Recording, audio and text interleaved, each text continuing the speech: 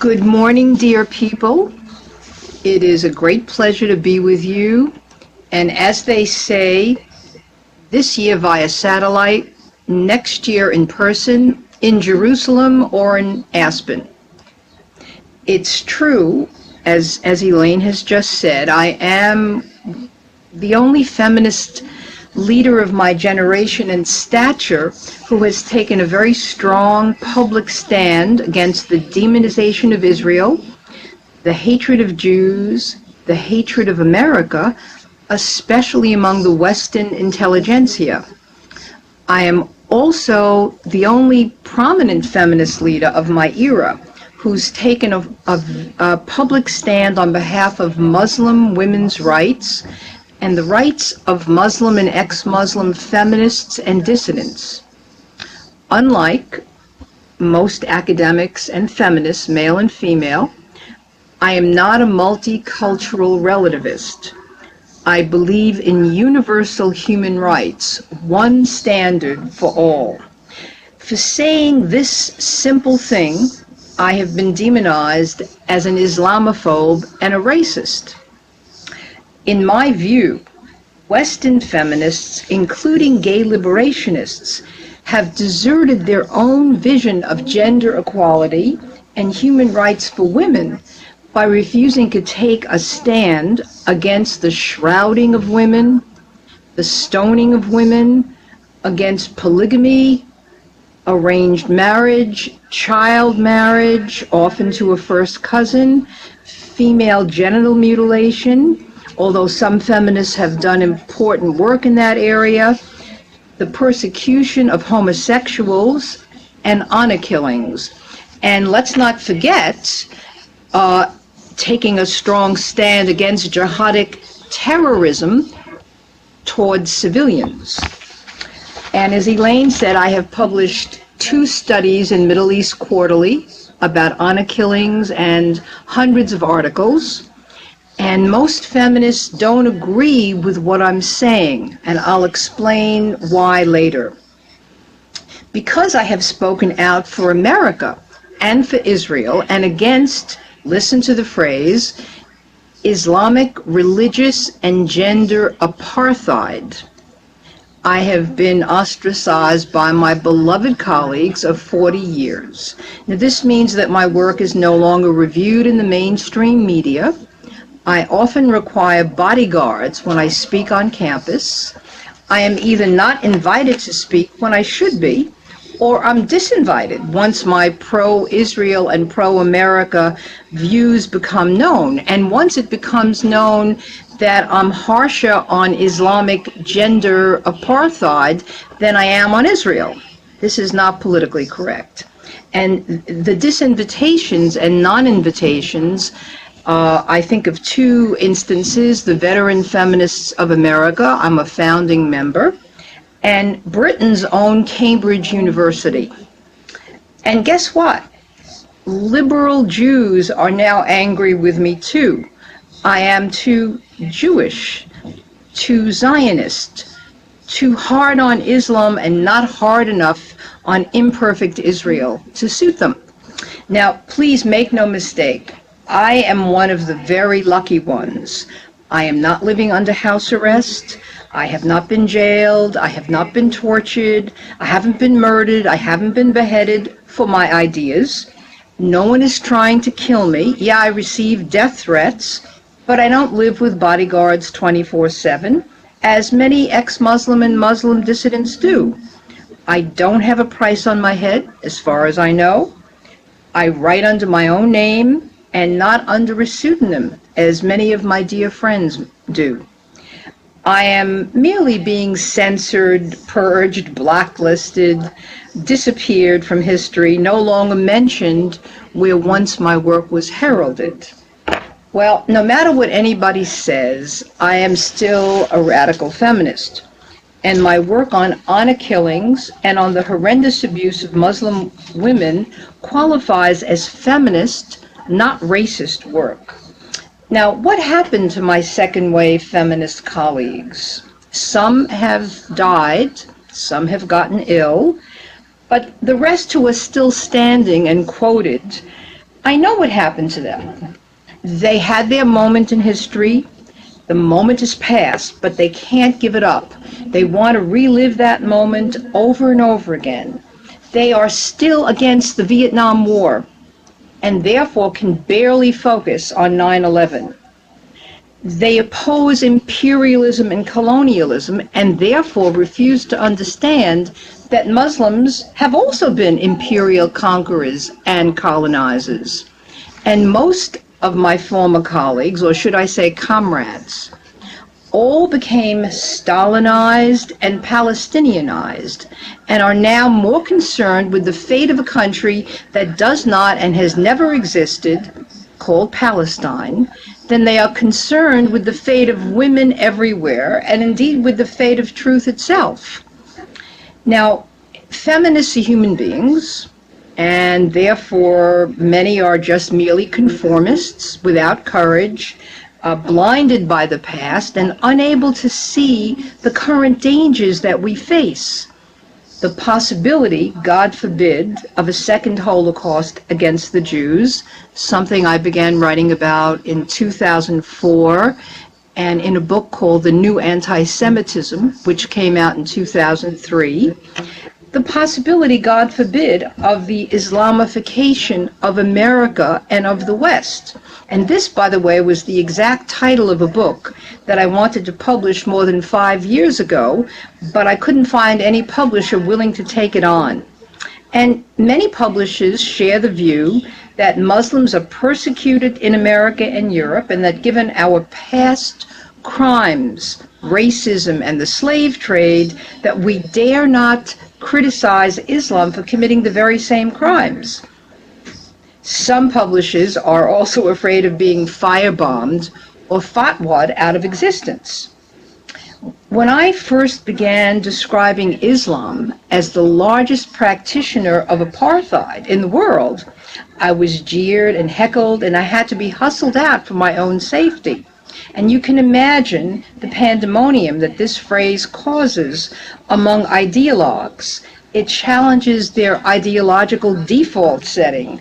They go crazy and accuse me, the messenger, of being a traitor and not of telling the truth. Now, what does Islamic religious apartheid mean? Well, it means that Muslims believe, and this is usually Islamists, believe that they have the right to build mosques all over the West, even at Ground Zero in New York City, but refuse infidels the right to build new churches, Hindu temples, Buddhist shrines, synagogues in Muslim countries, or to retain access to their pre-existing holy sites. It means that Muslims do not respect, in fact despise, infidel places of worship and religious practice. And Israel, by the way, protects the religious shrines of each religion and cannot pray unless under heavily armed guard at Jewish holy sites that are controlled by Palestinian Arabs. So the real existence of Islamic religious apartheid means that in demonizing Israel as a Nazi apartheid state, Islamists are scapegoating Israel for crimes which Muslims and Arabs, but not Israelis, commit. Now I want to focus for us primarily on Islamic gender apartheid. It is something I know a little bit about firsthand. In retrospect, perhaps I learned my radical feminism long ago in Kabul, Afghanistan. As they say, Rita, I married him.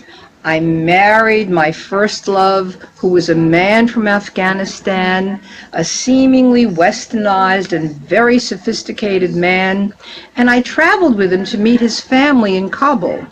What a lark, what a grand adventure, or so I thought. And please realize I was only 20 years old at the time, and had already been socializing with the friendliest, most soulful Muslim diplomats at the United Nations for nearly 2 years. Men who cooked, men who missed their wives, couples who created elaborate picnics. We landed in Kabul.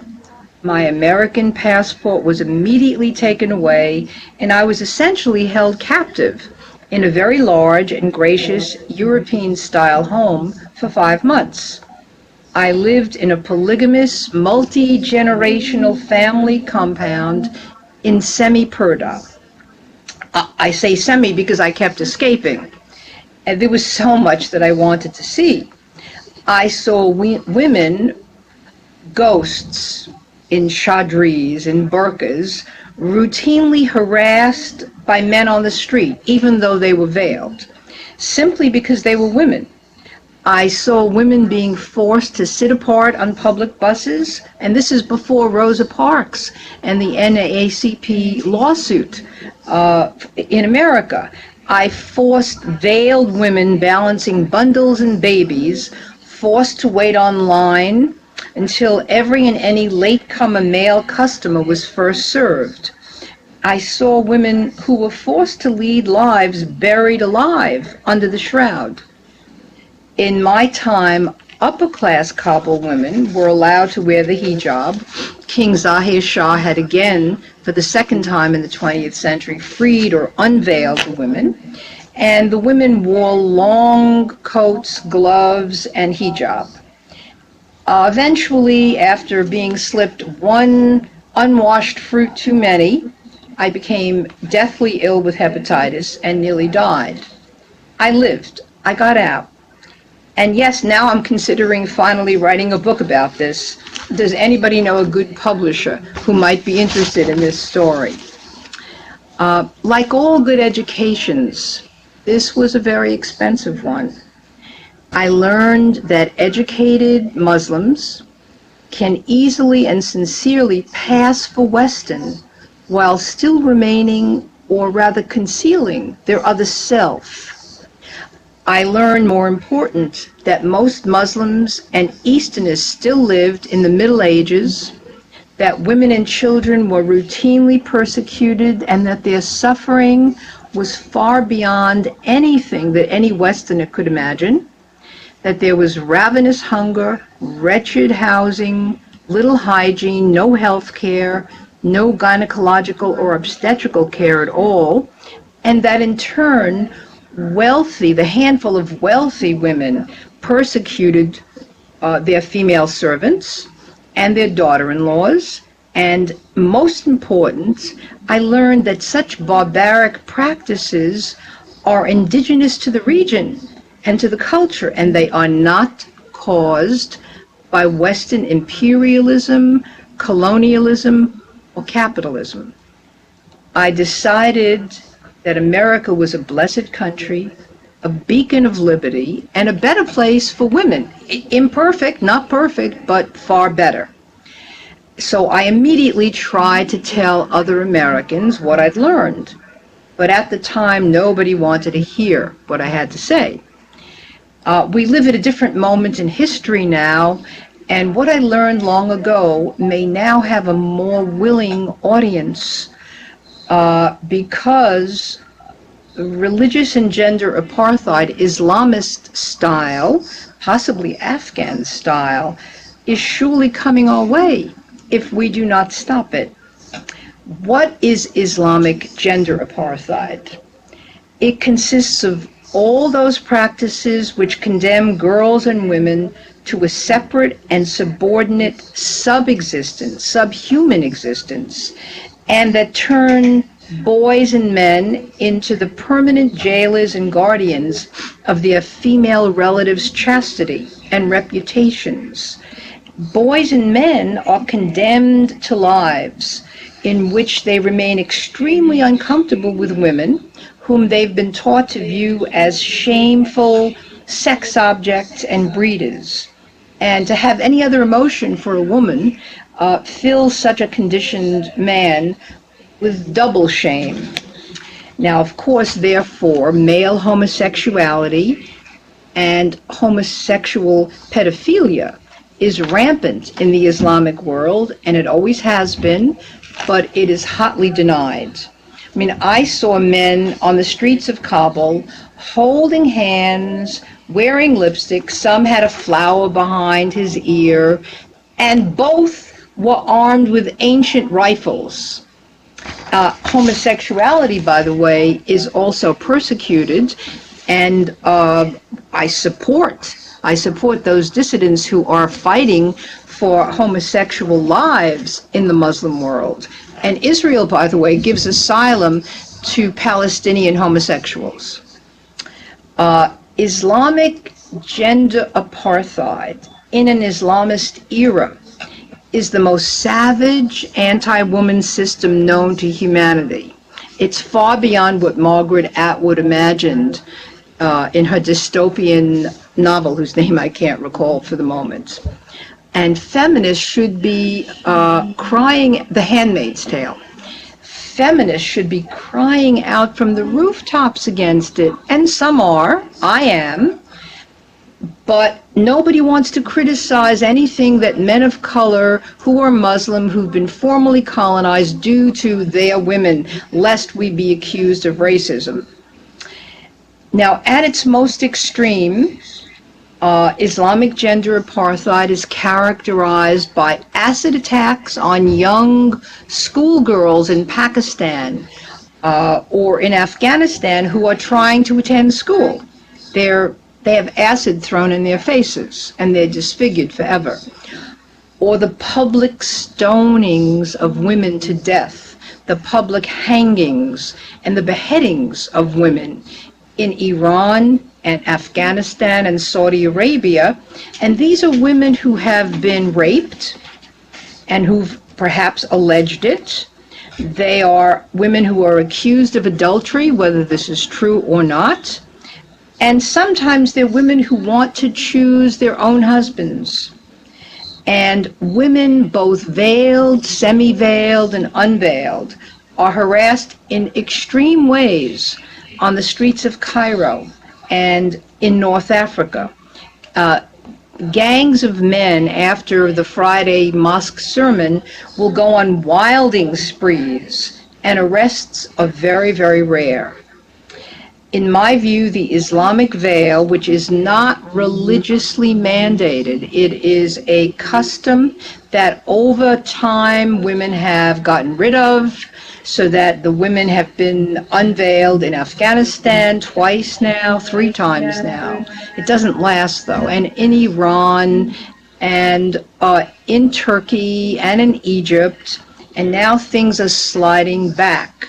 So, in my opinion, try on a chadri, if you can lay your hands on it. It's a walking coffin. It's a movable prison. It's like being buried alive, and you are deprived. You have sensory deprivation. You suffer from all the vitamin D diseases that come with no sunlight. You can't see. Your vision becomes impaired. Your self-esteem hits the floor, and you become depressed as well. So, but it is one of the distinguishing characteristics that now Islamists are trying to pass off in the West as a religious right, and it is a statement of hostility to integration. It is a statement of hostility to Westernization. And I believe that America must wrestle with the issue of the burqa now, not later. And I'm sure everybody knows that the lower parliament in France just passed a law banning the face veil. They didn't use the word Islam in the bill. They didn't use the word burqa or Islamic veil. It was a religion, gender, an ethnicity-neutral language, and therefore it sidestepped the fact that political Islam, militant Islam, Islamism, is claiming a political right and saying that it's really a religious right. Recently, a leading American feminist in the pages of the New York Times has said, "Who are we to judge the burqa? We would be hypocrites because we put women in bikinis, and our women undergo plastic surgery for cosmetic purpose and wear dangerously high heels. And therefore, ho-hum, no one is forcing me to do any of these things. And if I refuse to wear a bikini, I will not be killed by my own family or by the state." Now, Islamic gender apartheid, I don't have time to talk in depth about everything, so I will just give a list of distinguishing characteristics. Normalized daughter and wife battering, far beyond what we could imagine. Normalized marital rape, polygamy, and it's not a good thing in my opinion, and the best estimate is that there are 100,000 polygamous families in Western Europe now, probably living on the dole, as will their children and grandchildren. And Purdah, which exists, it's a state of mind, it's an institution, there are gradations of it. The most extreme version would be Saudi Arabia, where women can't go anywhere without a male guardian, both giving permission and then accompanying her. And there are many places that women, even fully veiled, cannot go in public. Arranged marriage and arranged child marriage to a first cousin is another distinguishing feature. And then, as Elaine mentioned, female genital mutilation, which is primarily an African tribal custom, but it's one that Islam has not abolished. And it's pandemic in Egypt, in Somalia, in the Sudan, and increasingly in Muslim Indonesia. And there's today an estimated 100 to 140 million girls and women who are living with the consequences, and they are terrible, of female genital mutilation. This is not at all like male circumcision. Now I want to focus on honor killings and take a sip of water. Excuse me a minute.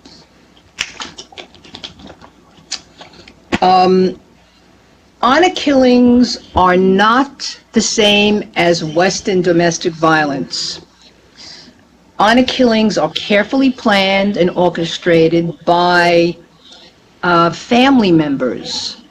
There's years of warning. If you think you can go out without your hijab, your headscarf, if your headscarf slips, if we hear that you're not wearing it at school, if we see you talking to a non-Muslim, if you bring non-Muslim friends home, and by the way, this is not true at all for secular Muslims and for highly integrated Muslims in the West. So this is true of immigrants who are not integrated and who are in the West, more in Europe than in the United States, or even in Canada.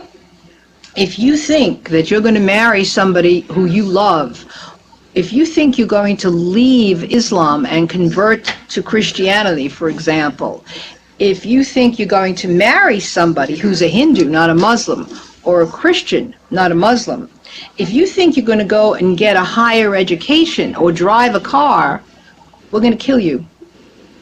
And all of these reasons have been given for honor murders in the West of young girls and women.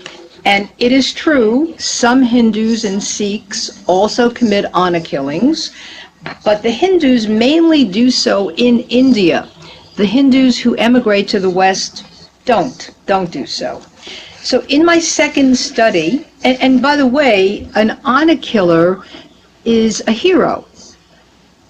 Some batterer in the West who finally kills his wife is not viewed as a hero. He is viewed as a criminal. He is not valorized. An honor killer is viewed as upholding the family's honor, and as I said, as a hero. So honor killings in the West are mainly Muslim on Muslim crimes. And the primary targets are young girls and or young women. And there are two target groups I found.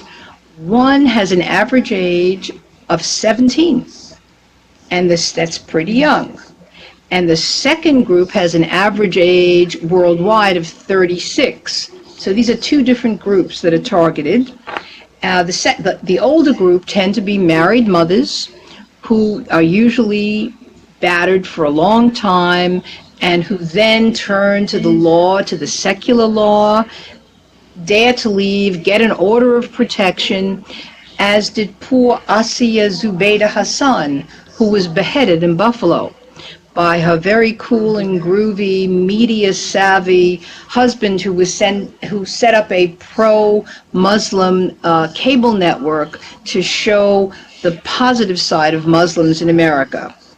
Muzammil Hassan, and he's now, by the way, pleading that he was a victim. And if there's time, somebody might want to ask me, well, how could he claim he's a victim?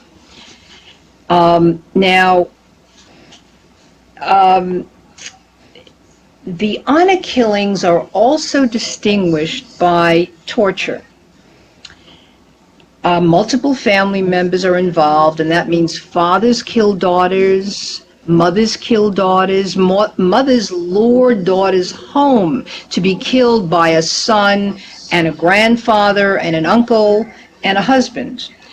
And some mothers collaborate in a more deadly hands-on way. And the female victim, when I say torture murdered, and this is very somber material, it means that she's gang raped and then burned alive, or gang raped and then stoned or bludgeoned to death, cut at the throat, stabbed 10 to 50 times, maybe more, decapitated, suffocated slowly. It's very, very primitive. And worldwide, in my second study, 54% of female victims were tortured before being murdered. And the number was higher in Europe.